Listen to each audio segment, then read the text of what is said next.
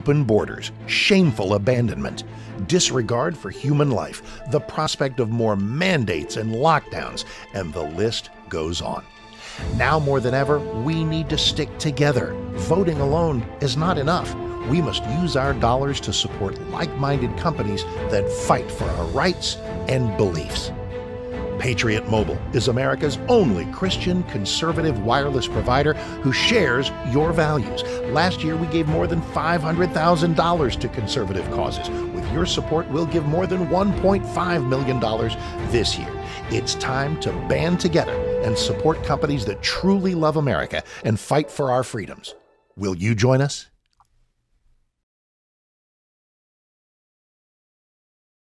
Radio, covering the latest state and local issues with Tom Fallbush, Bob Scott, and Jim Waters. And welcome, everybody, to Kentucky's Voice. I'm your host for the day, Andrew Cooper-Ryder, your favorite host, of course. At least I thought so. You see, our self-worth around here is tied to how many text messages we get, how many times people decide to engage with our show. It's a competition of who's the most engaging, and historically, I have been at the top. I have been number one on this show for engaging with the fans, for getting in messages about the topics we talk about, but apparently yesterday I was dethroned by Jim Waters, of all people. So if you all could please come together today, shoot me over at least 20 text messages at least about the topics we're covering today, that'd be great. And that number for you is 502-571-0970. It'd help if I got the number right. 502-571-0970. That is our text line, 502-571-0970. I want you guys engaging with the show. I have to beat out yesterday's show. My entire value in life depends on it. And we've got a lot of subjects you're going to want to have opinions about, because it broke yesterday that Andy Beshear is being subpoenaed by the legislature to force him to turn over financial documents. That's right. Our legislature, our budget committee, has to issue subpoenas now in order to get fiscal transparency out of the governor. And now, this isn't a new trend for Andy Beshear at all. He's got a laundry list of times that he's had to be court ordered to turn over things, current pending court cases about documents that he certainly should turn over. It is certainly becoming a behavior of his administration.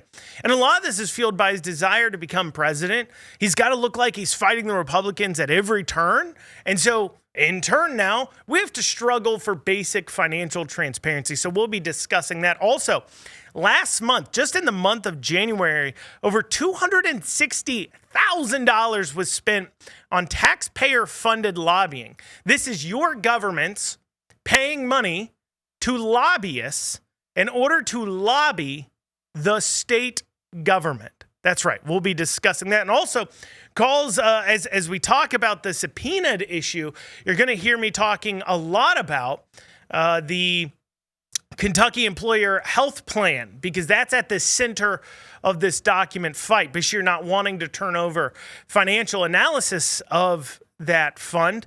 And that also deals with, of course, the calls from his administration for things like teachers' raises. But we'll go over the facts of that, because as he has called time and time again and has promised things as high as 11% raises for teachers, his actual moves there are unconstitutional. What he's calling for is unconstitutional acts from the legislature. Now, that may sound shocking to you, but when you understand how our Constitution works, you understand how our school funding works within the state, you'll understand exactly why what he's asking for is unconstitutional, and you'll understand that really the teachers shouldn't be complaining to the legislators about their desired raises, but rather to their districts, as they have seen massive funding increases that have not been transferred and turned into teachers' salaries. So we'll be discussing all that today. If you want to join into the conversation, and I pray you do, I need 20 text messages, okay? 20 text messages today. Even if you're just saying you like my voice, that would be great. Actually, I'd like those more than anything else. That is 502-571-0970. Once again, that's 502-571-0970. Typically, I respond to those text messages in the last segment to kind of discuss them. But get them on over, 502-571-0970, the Kentucky Voice text line. Join into the conversation. Bashir's subpoenaed. Documents being subpoenaed by the state legislature. We'll be discussing that here after this short 1-minute break here on Kentucky's Voice. I'm your host for the day, Andrew Cooperrider. We'll see you back here in just one short minute.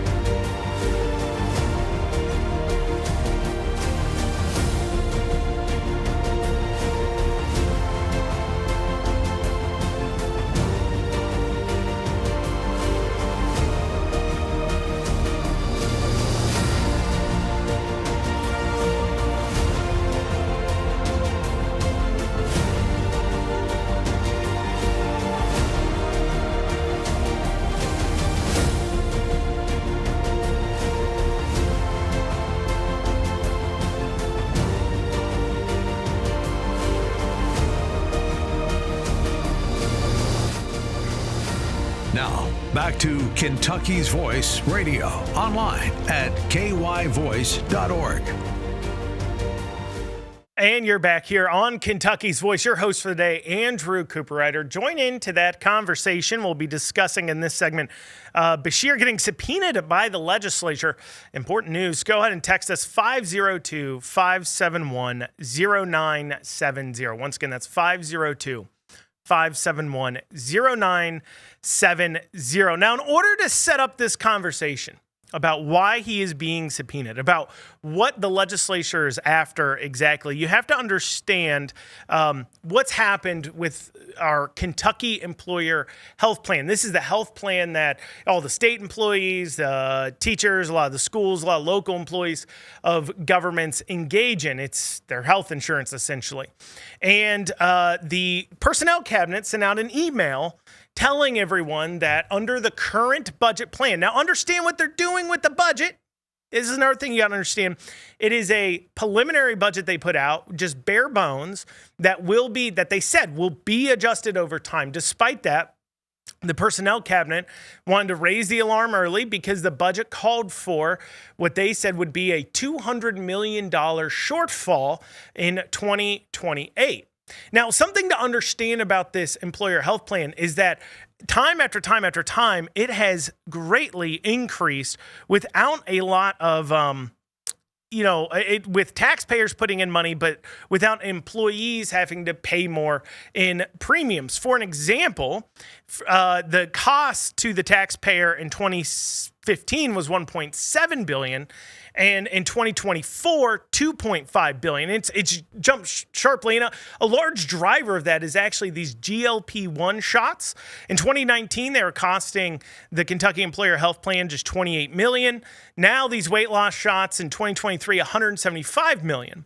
So honestly, if they just stopped covering GLP-1 weight loss shots, the entire shortfall would actually be accounted for. And you can go into whether or not those shots are good or bad. Obviously, as those of you who can see me can tell, I'm a bigger guy. I have lost some weight. I've lost 15 pounds over the last 2 months. I've lost about 60 pounds over the last year or so. Not through shots, through caloric deficit and working out and everything else, planning to lose more weight. Just something about a shot that magically makes you lose weight just seems, too good to be true. I think we're going to have a big rash of thyroid cancer diagnoses here in a few years, but let's put that to the side. Regardless, just for weight loss, though, drugs, that covers the entire projected shortfall that the state personnel cabinet says will occur. Now, when we go into the increase in cost, one of the things that have come into this conversation has been the mainstream media, of course, defending this kind of thing, has talked about how, well, over several years, the legislature has taken $1.1 billion out of the fund. That's not accurate. The taxpayer funds, the employer contribution side of things, saying they swept $1.1 billion ignores the fact that they put in the money in the first place. It's not like the employees are paying their $60 a month per individual. I think it's like 67 right now. Somebody can correct me, but paying their, even for a family, a couple $100 a month, and that's providing enough money for the entire healthcare plan, so much so that there's an extra $1 billion for the legislature to take away. That's how the mainstream media has reported it. It's just not accurate. It's just taxpayer funds that were allocated that then they've said, oh, you have extra left over. We're going to sweep it back into the budget and then reallocate you funds. But regardless, the cost of the taxpayer has greatly increased. And so they said there's going to be this $200 million shortfall in this email they sent out. They used, of course, taxpayer-funded things like the email system to send out an email to every single state employee, every single person on the health plan, to tell them to lobby against the passing of the bill as it sits because of the cuts. And so they sent out this email, and the legislature says, oh, hold on here. How did you come up with that number? You sent out this email from the Beshear administration. Now, it's funny. Some people have claimed that, well, that email went out, but they're asking for these documents. There's no guarantee Beshear even knew about that email. How can you blame Beshear for it? Do you really think an email went out to thousands of people that are on the Kentucky Employer Health Plan using state funds and Beshear didn't sign off on it?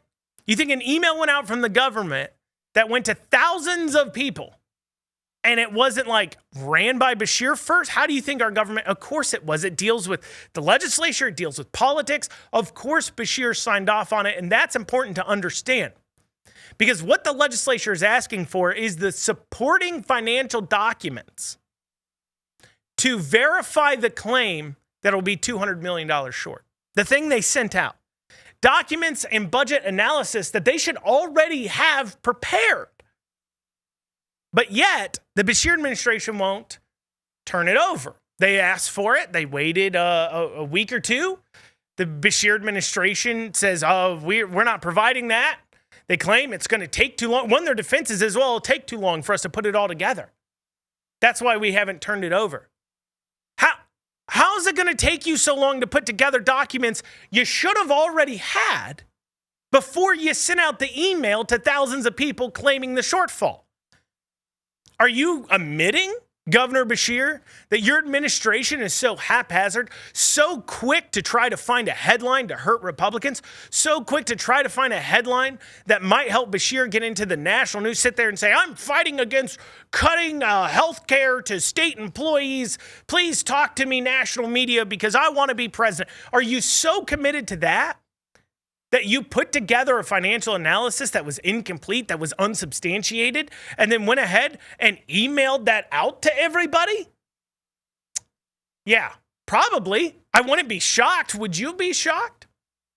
Maybe you have opinions on this. You want to get in your text. That's 502-571-0970, the Kentucky Voice text line. 502-571-0970, Kentucky Voice text line. So he won't turn over the documents that should exist if you're sending out that kind of email. Call me crazy, but they should. And so now the legislature has had to subpoena that information. But let us not forget that the Beshear administration's behavior with financial transparency is tenuous at best. It's They don't have much of it at all. In fact, when we look at their recent track record, what do we see when it comes to Bashir financial transparency and just transparency in general? So right now, he's being sued by the Lexington Herald-Leader because his office denied an open records request for his calendar and that of Lieutenant Governor Jacqueline Coleman and advisor Rocky Atkins, claiming it's a preliminary document exempt from open records requests under a 1995 ruling. These are not future itineraries. They want to know his past official schedules.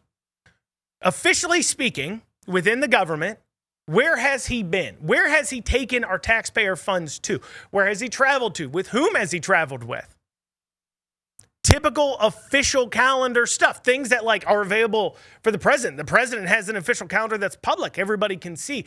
The Herald Leader is just trying to get a look at the same type of information. And Bashir's unwilling to turn it over, claiming a past calendar, things that have already happened, are preliminary documents. How is something that already happened a preliminary document to help you make decisions in the future? That exemption is built around the idea that if we come to a policy decision, that the conversations we had about coming to that policy decision are not open to open records requests, because then you could glean information or ideas that never happened. I would argue that that document should be available anyways. However, the Bashir administration is trying to claim that the ruling about preliminary documents applies to his official past schedule. But that's not the only news group that's had to sue the Bashir administration. WDRB had to sue the Transportation Cabinet to force the release of over 2,300 records regarding this scheme to issue immigrants, what do they call it? Legally here but undocumented immigrants. I think that's what WDRB called them. They're paying anywhere from $300, $200 to $1,500 for a ID to skip the line and get IDs with false documents.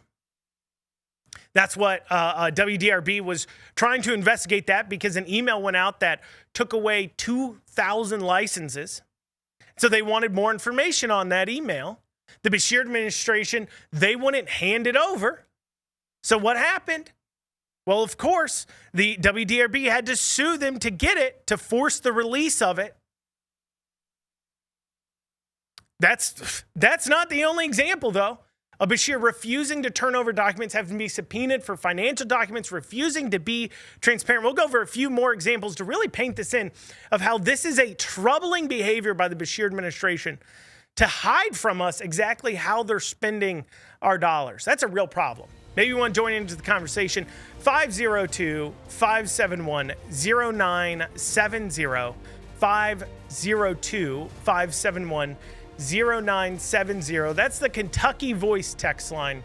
One more time for you. 502-571-0970. Get your thoughts in. We'll be going over them there in the last segment. In a few minutes here, we'll be seeing you. Are you ready to stand for truth? Kentucky is at a crossroads, and we need voices that won't back down. This is your moment to rise, speak up, and be part of a movement that's changing the narrative in the Commonwealth. Kentucky's Voice is calling on bold citizen journalists, fearless editors, and those unafraid to speak truth in the public square. Volunteer, intern, contribute. Scan the QR code or visit kyvoice.org to join the fight. This is more than media. This is your moment. You are Kentucky's voice.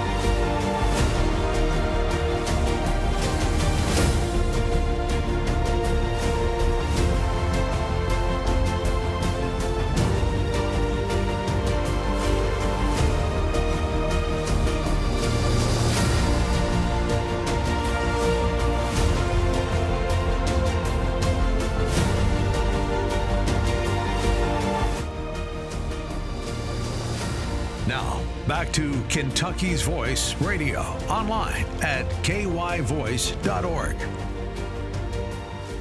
And you're back here on Kentucky's Voice, your host of the day, Andrew Cooperrider. If you like what you're hearing, you want to follow the Andrew Cooperrider Show. That's also a once-a-week show that I do about Kentucky politics. You can check that out. You can visit theandrewshow.com. Once again, that's theandrewshow.com. Also, for those of you who missed at the beginning, in a little bit of a station competition, who can get the most text in from engaged listeners who have feelings and opinions on what we're talking about. So if you want to get that in the final segment, I generally go through those text messages. But our Kentucky Voice text line is 502-571-0970. Once again, that is 502-571-0970. In the last segment, I was talking about how Beshear is currently being subpoenaed by the House Budget A&R Committee, asking for financial documents and reports to substantiate the claim that he made in an email that went out to all the members, so thousands of people who use the Kentucky Employer Health Plan. This is the health plan that, state employees, teachers, other people engage in using. And they sent out an email to all their people who use the plan saying that your premiums are going to go up because the legislature their current budget gives us a $200 million shortfall in 2028. And so they asked to see those financial analysis that led to that conclusion. And the Beshear administration has not handed them over, partly claiming they don't exist, which is odd considering you sent out an email claiming the shortfall. So maybe you should have some documents to back up that claim. But this really falls into the behavior of the Beshear administration across the board. I was talking about how both the Herald Leader and WDRB have had to sue the Beshear administration to get documents released. On top of that, the auditor's gotten into it a few times. For an example, the auditor just recently here flagged some massive, vague, and extravagant spending in her fiscal year 2025 review presentation she made to the House A&R Committee. A few weeks ago, she exposed $118 million in undefined other categories, plus $39 million in advertising spent by the state, $7.4 million in out-of-state travel also by the Beshear administration, including limo rides in Germany and security detail, booking rooms at massive 5-star expensive resorts, $17,013 on one distillery dinner, $360,000 for a conference that they spent $4,800 a person to for a 2-day conference, and other luxury items. And when this was brought up, Beshear dismissed it as just a political attack. He tried to claim that out of the hundreds of millions that the report called into question, that it was a bad report because they asked about $6,000 of it that went to the Lexington Legends. And he said, well, that was for foster kids to go to a game. So you just hate foster kids. So the entire thing's a political attack about foster kids. It'd be nice if our mainstream media here in Kentucky did some follow-up on that and asked him, well, okay, so if it was a political attack and all these questionable spending can be explained, why don't you go ahead and explain it?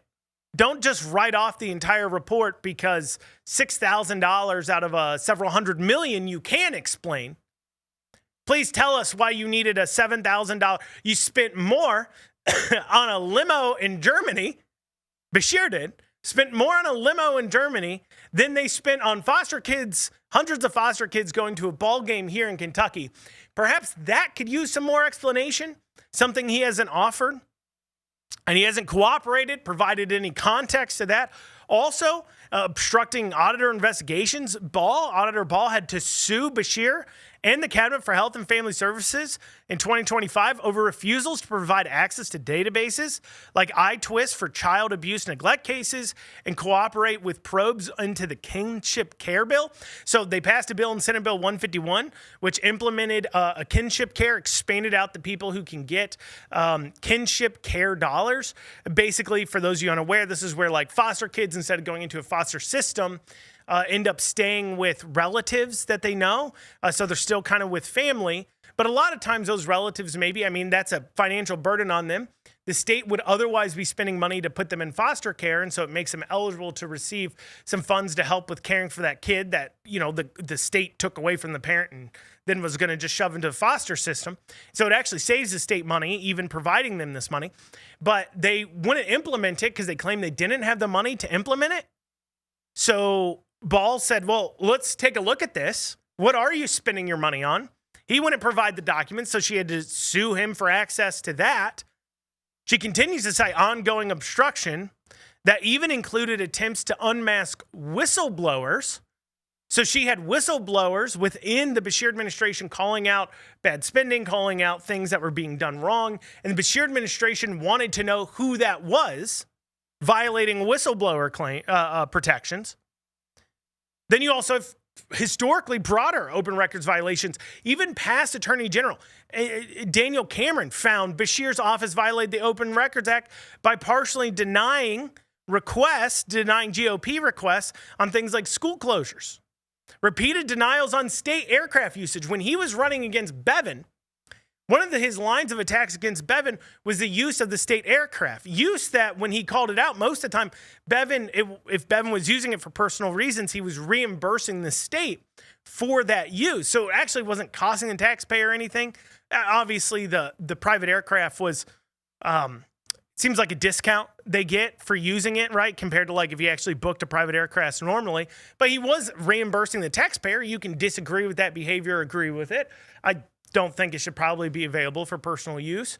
But regardless, he attacked Bevin for using the state aircraft in that way. And then when he was asked to turn over details on his state aircraft usage, he had to be sued for it. Consistent resistance to legislative oversight on departmental budgets and spending.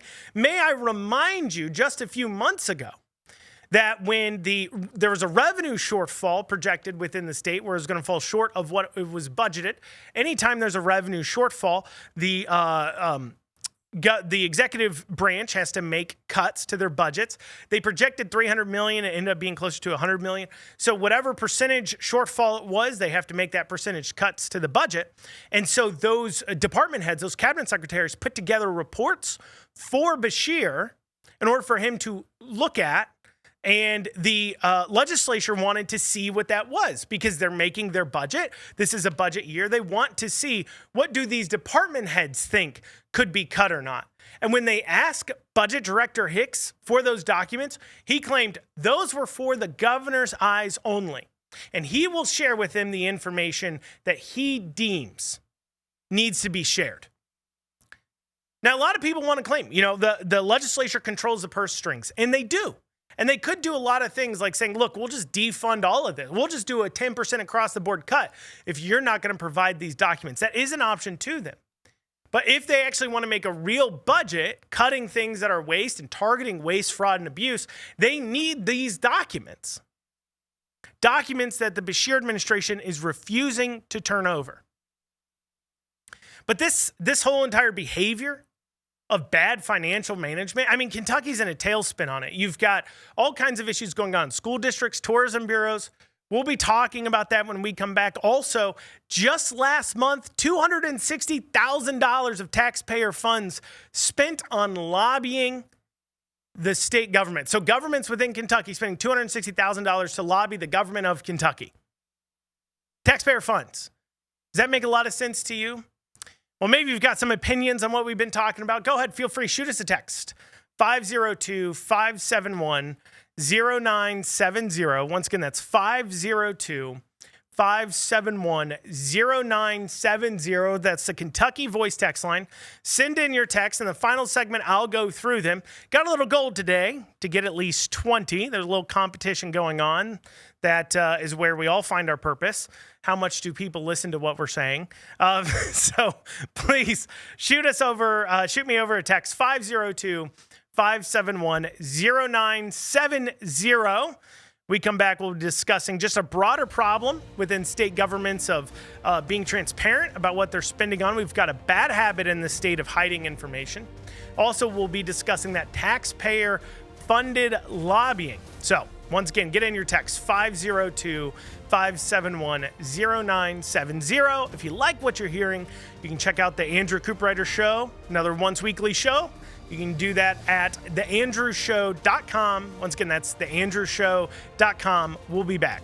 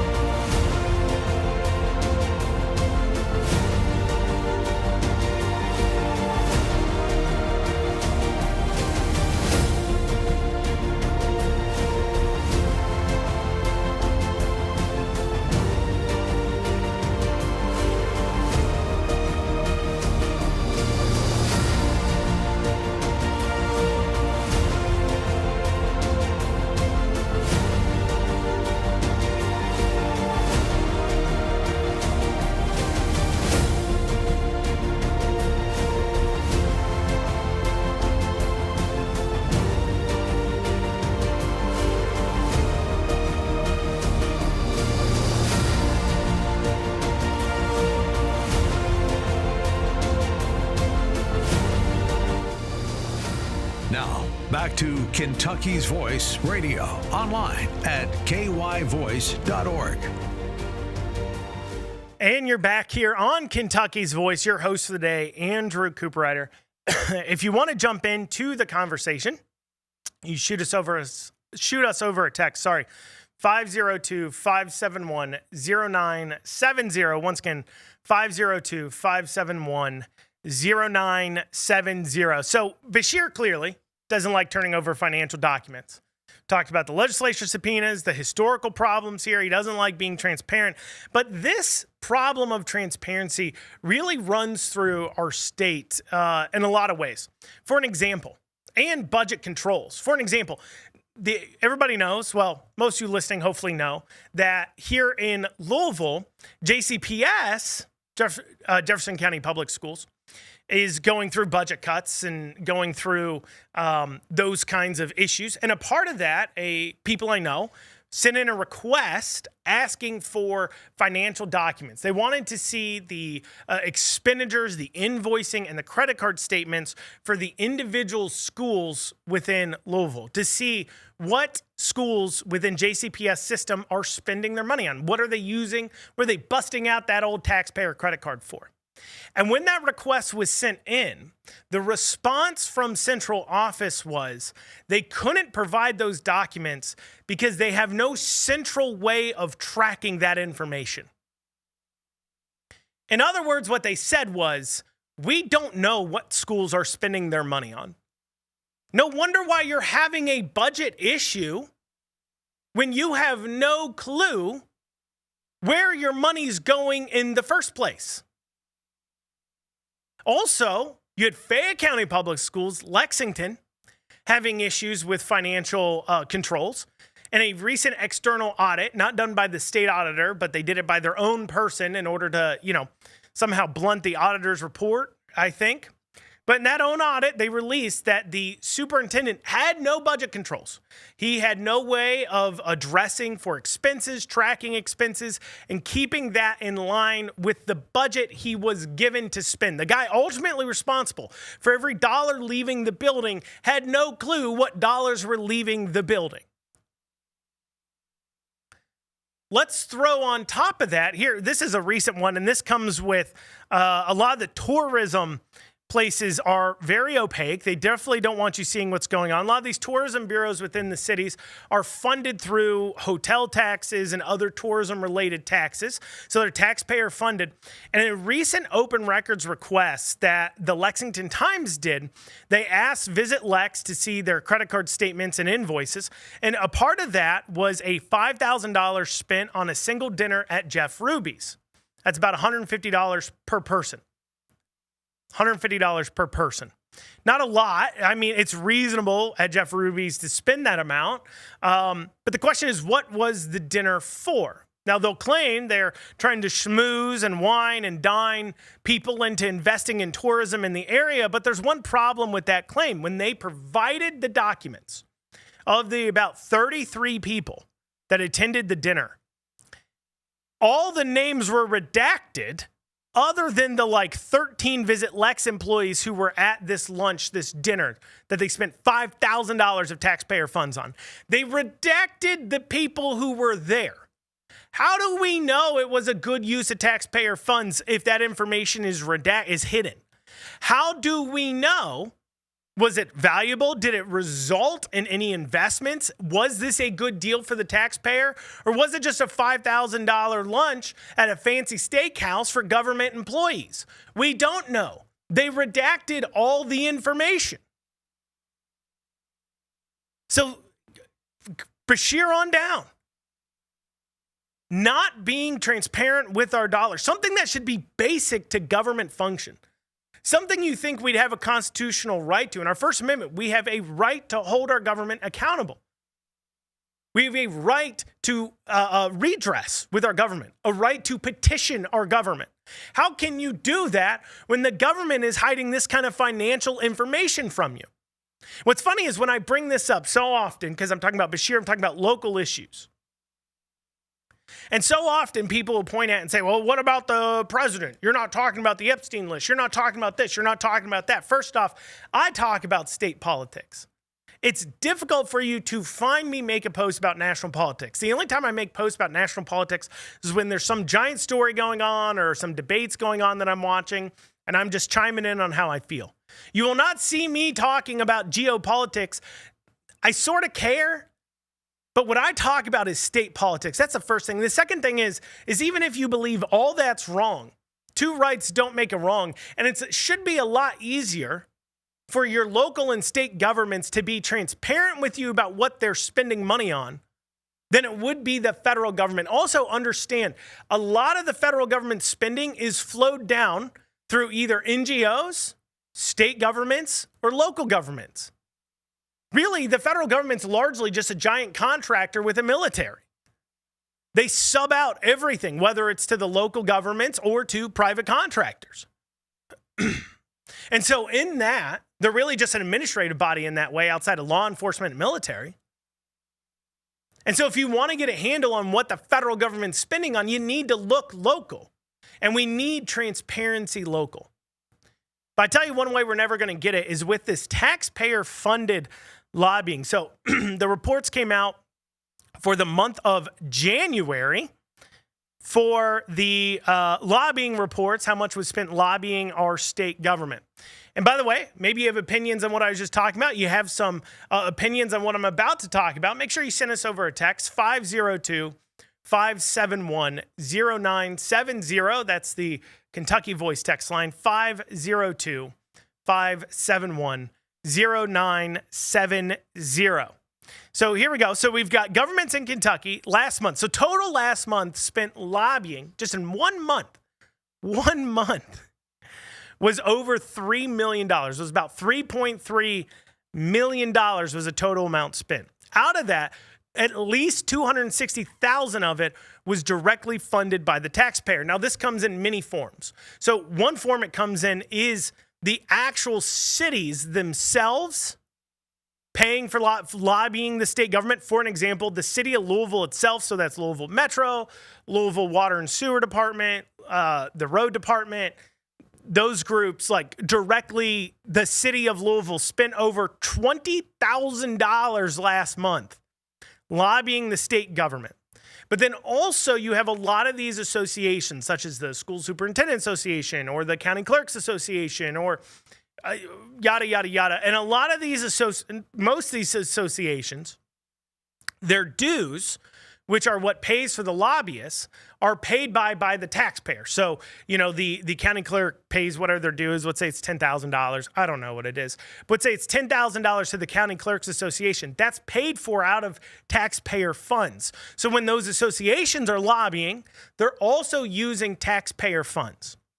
Not only is this wasteful, but it's really hard as a citizen to fight back against spending bills and to fight back against bills you don't like, when your money's being stolen from you, then used to fund lobbyists and then also perks, because what lobbyists can do, they can't give individual gifts to legislators, but what they can do is buy lunch for everybody or have an event for everybody. Or for an example, the Louisville Opera House 2 years ago gave all the legislators free tickets to a dinner and a showing of Wicked, the play Wicked.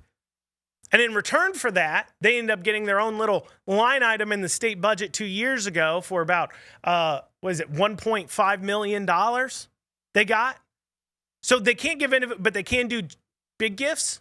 So they take our taxpayer funds, they pay lobbyists with it, then they give perks and gifts to our legislators to then take more of your tax money and give it to the people who are then using your tax money to pay the lobbyists. How are we supposed to fight back against a system like that? That's my first problem. Here's my second issue. What are our legislators for? Is it not the job of our state house reps? Is it not the job of our state senators? Is it not the job of our elected people to represent the interests of the citizens and governments of their district? The lobbyists for Louisville should be all the representatives and state senators elected that have a piece of Louisville. The lobbyists for Frankfort, the lobbyists for Georgetown, the lobbyists for Simpson County. These are all people who paid for lobbyists that are part of that $260,000. Lobbyists for Lexington.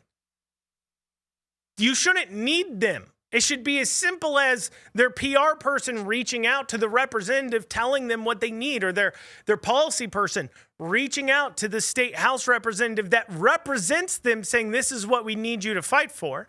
And then that representative can decide whether or not it's really helpful for the district and fight for it or not. You shouldn't need to be paying for a lobbyist. That's why we need a ban on this taxpayer-funded lobbying. It's getting out of hand. $260,000 just last month. And they don't just lobby the state legislature. It's not like the 4 or 5 months the legislature's in office is the only time that the taxpayer-funded lobbying is going on. They hire lobbyists just to talk to the executive branch, to talk to the governor. They're being paid to do that, taking taxpayer funds. We're spending millions a year on this. Millions a year on taxpayer-funded lobbying.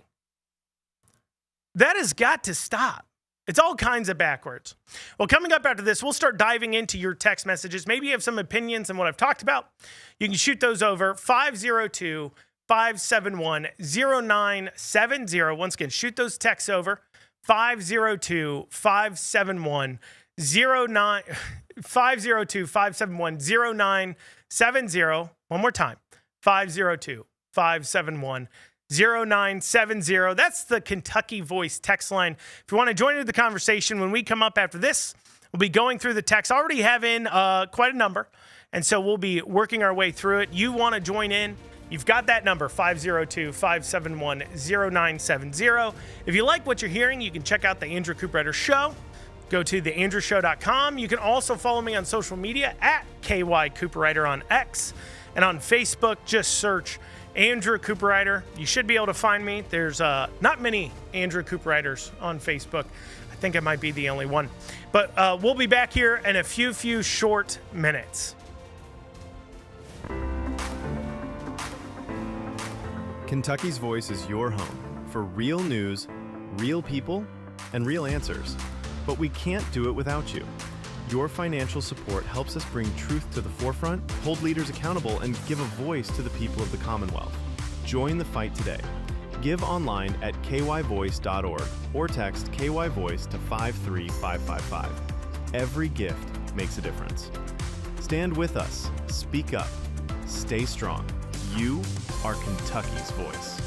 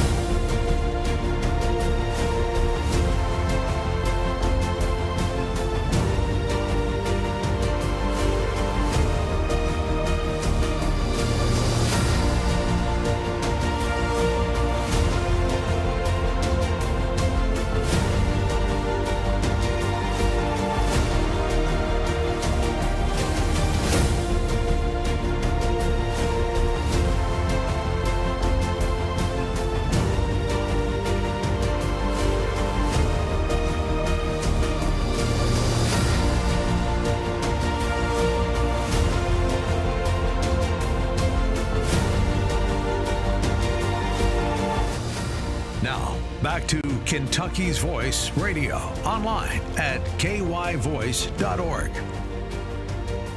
And you're back on Kentucky's Voice. I'm your host for the day, Andrew Cooper-Ryder, responding to your text messages now, talking about what's been going on in the show today.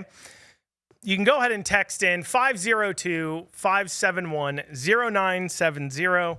Once again, that's 502-571-0970. Our first text comes from Jim Waters, a co-host, another one of the hosts on Kentucky's Voice. He says, by Jim Waters of all people, he's referencing the comment I made at the beginning that I had the record for the most amount of text in a single show.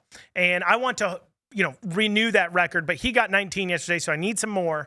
So text in 502-571-0970. He took issue with me saying by Jim Waters of all people.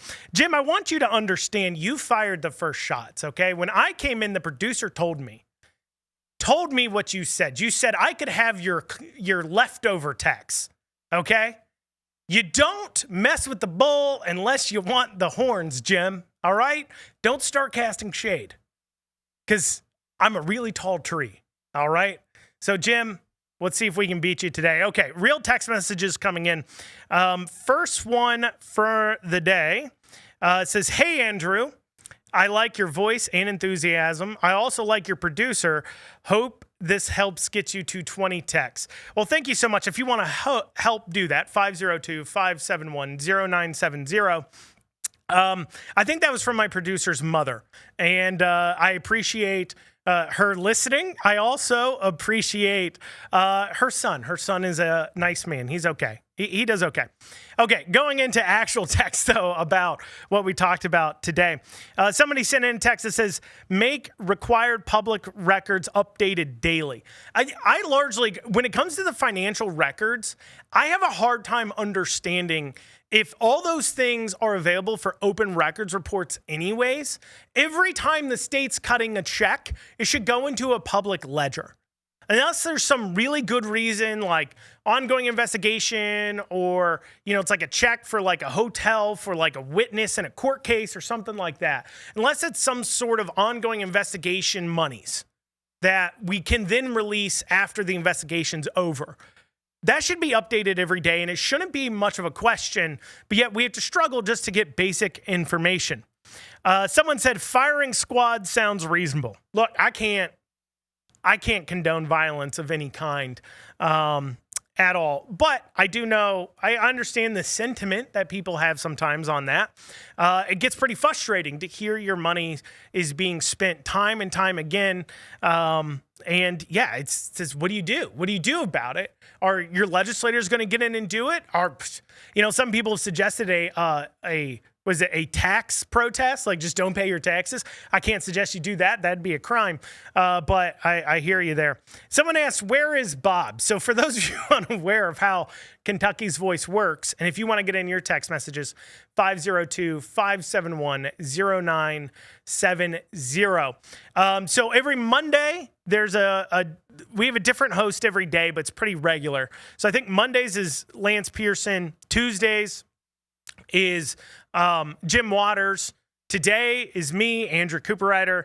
And then Thursdays and Fridays is Bob Scott and Tom Fawbush. I believe both on both days. I could be wrong, but I believe both most of the time. So here's another text somebody sent in. Does Beshear have to be impeached before being charged for crimes? No, he does not.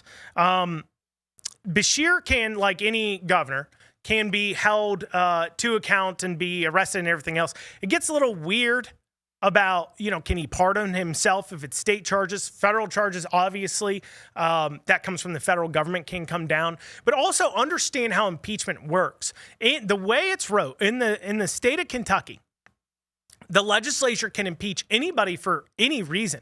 They could just say, we don't like the way his voice sounds. They could say, I don't like the way he picks his nose when he talks to me.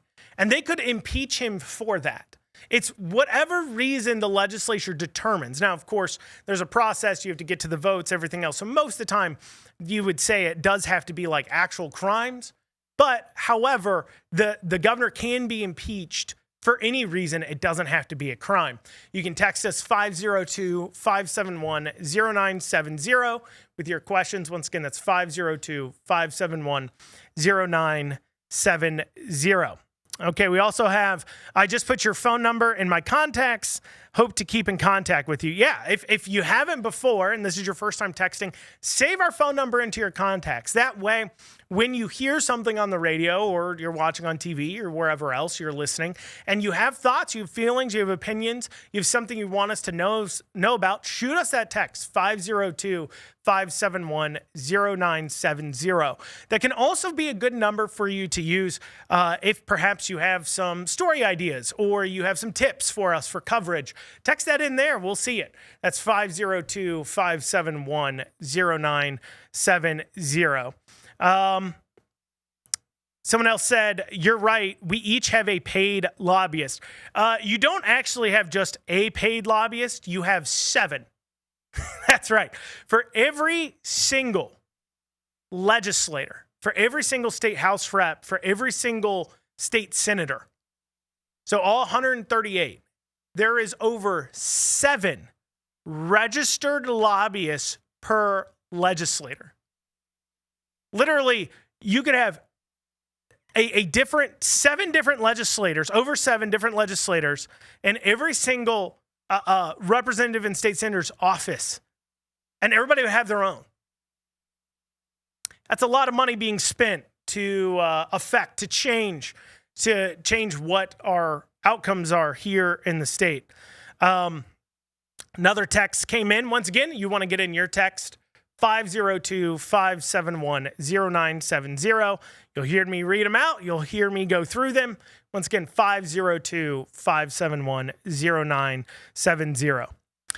This person said, I would think most people would agree the taxpayer-funded lobbying needs to stop when they are made aware of it. My question is, how do we stop it? So every year, it's normally Representative Felicia Rayburn proposes a bill in order to end taxpayer-funded lobbying. And it has a fair amount of people that sponsor it.